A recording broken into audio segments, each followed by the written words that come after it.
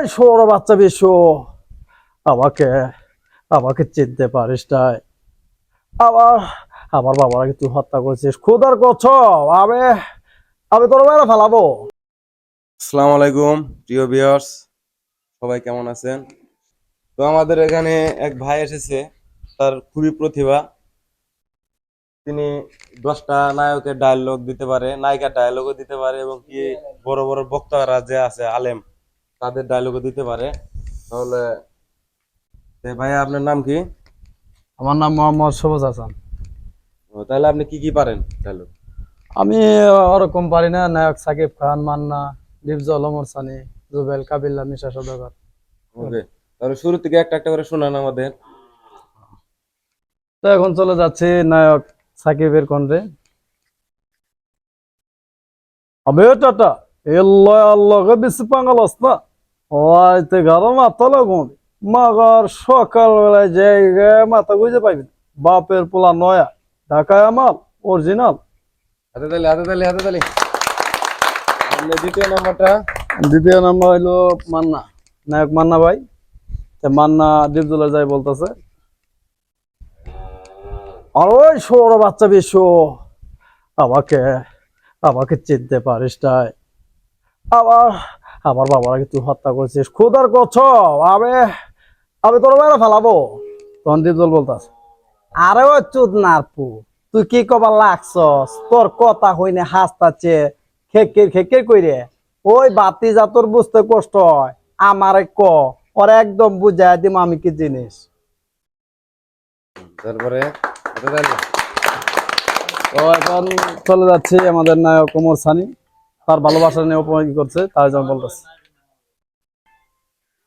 না শোনে, তবে আমাকে বলে যেতে পারো না, আমি তোমাকে ভালোবেসে কোনো ভুল করিনি। প্লিজ সবে কথা বলো, আমি তোমাকে ভালোবাসি।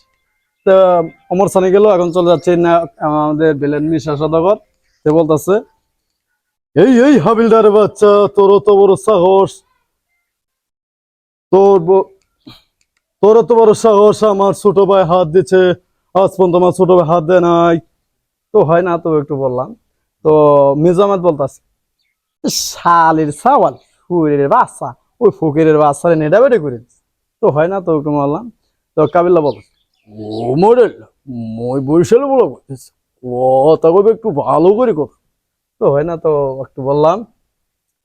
তো এর মধ্যে আর কি বলবো ভাই, এটুকু তাহলে শিখছি।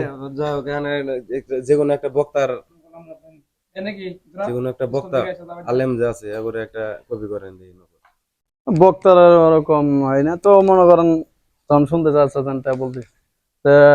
মৌলানা গুলাম রব্বানী তার কোনটা একটু টান দিতেছে, আমার ভাড়া আল্লাহ রাব্বুল আলামিন দুআতে প্রদান করে দিয়েছেন, আল্লাহর পুরোপুরি হক আদায় পালন করে আছেন, কবরে যাও। আমার আল্লাহ রাব্বুল আলামিন তোমার কবরখানা জান্নাতের বাগান বানিয়ে দিবে। জোরে বলেন সুবহানাল্লাহ।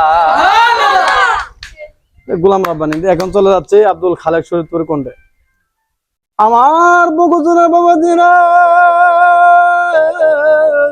আল্লাহ রাব্বুল আলামিন দুনিয়াতে প্রদান করে দিয়েছেন ভাই আমার বন্ধুরা, আল্লাহর পুরোপুরি হক আদায় পালন করে দিন, কবরে যাও।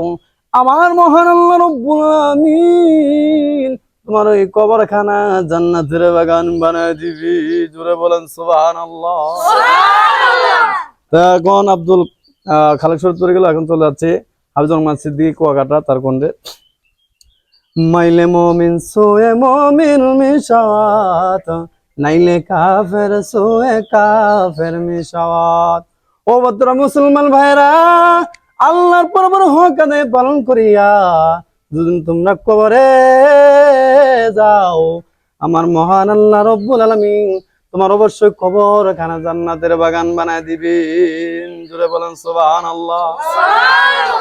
এইটুকুই যা পারলাম তাই বললাম। তো অবশ্যই আমার জন্য দোয়া করবেন, আরো যেন ইনশাল্লাহ আমি ভালোভাবে শিখতে পারি।